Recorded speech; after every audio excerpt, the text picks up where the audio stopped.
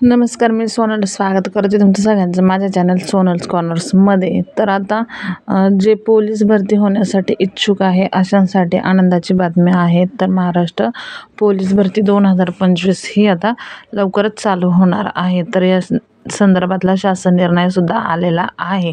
तर नेमकी आता किती पदे आहेत आणि कधी याची भरती चालू होणार आहे हेच आता आपण ह्या व्हिडिओमध्ये पाहणार आहोत। त्यासाठी व्हिडिओ शेवटपर्यंत पहा। चॅनलवर जर नवीन असाल तर चॅनलला सबस्क्राईब करायला मात्र विसरू नका। तर सरकारकडनं एक शासन जी.आर. आलेला आहे। तर बघूया नेमकं काय आहे। तर इथे बघू शकता गृह विभागातर्फे 20 ऑगस्ट 2025 रोजी हा शासन निर्णय झालेला आहे की महाराष्ट्र पोलीस दलातील पोलीस शिपाई व कारागृह विभागातील कारागृह शिपाई स्वयंवर्गातील रिक्त पदे भरण्यासाठी राबवण्यात येणाऱ्या भरती प्रक्रियेस मान्यता देण्याबाबत। तर इथे बघूया शासन निर्णय काय आहे। तर महाराष्ट्र राज्य पोलीस दलातील पोलीस शिपाई तसेच कारागृह विभागातील कारागृह शिपाई संवर्गातील 1 जानेवारी 2024 ते 31/12/2024 या कालावधीतील रिक्त झालेली व 1 जानेवारी 2025 ते 31 डिसेंबर 2025 या कालावधीत रिक्त होणारी 15,631 पदे भरण्याकरता उपलब्ध होणार आहेत। सदर पदांचा तपशील खालीलप्रमाणे। तर बघूया नेमकी किती पदं आहेत। तर पोलीस शिपाईसाठी आता इथे बघा 12,399 पदे आहेत।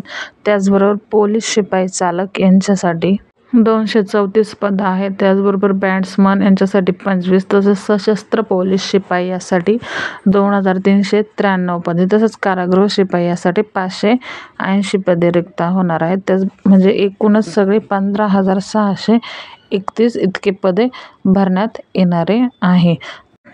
त्याचबरोबर इथे बघू शकता की राज्यातील कायदा व सुव्यवस्थेच्या अनुषंगाने पोलीस शिपाई संवर्गातील पदांची अत्यंत आवश्यकता असल्याने सदर संवर्गातील 100% पदेही तातडीने भरण्यात आवश्यक आहे। त्याचबरोबर सरळ सेवेच्या कोट्यातील रिक्त असलेली 50% भरण्याची ते अनुमती देण्यात आलेली आहे। त्याचबरोबर पोलीस शिपाई भरती सन 2024-25 ची भरती प्रक्रिया घटक स्तरावरून राबविण्यास तसेच OMR आधारित लेखी परीक्षा घेण्यास शासन मान्यता देण्यात आलेली आहे।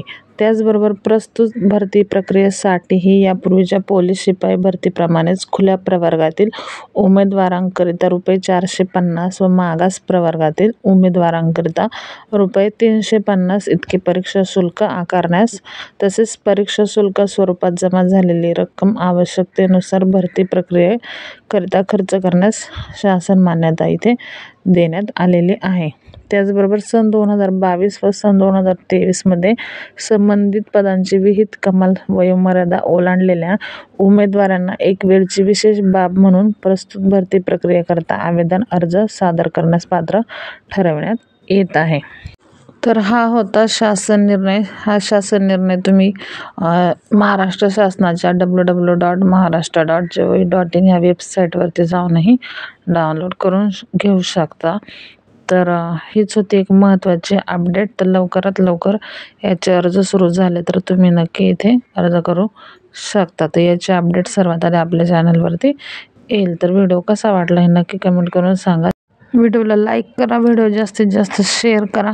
त्याचबरोबर चॅनलवर जर नवीन असाल तर चॅनलला सबस्क्राईब करून जा। असेच महत्त्वाचे अपडेट आणि व्हिडिओ तुम्हाला मिळतील।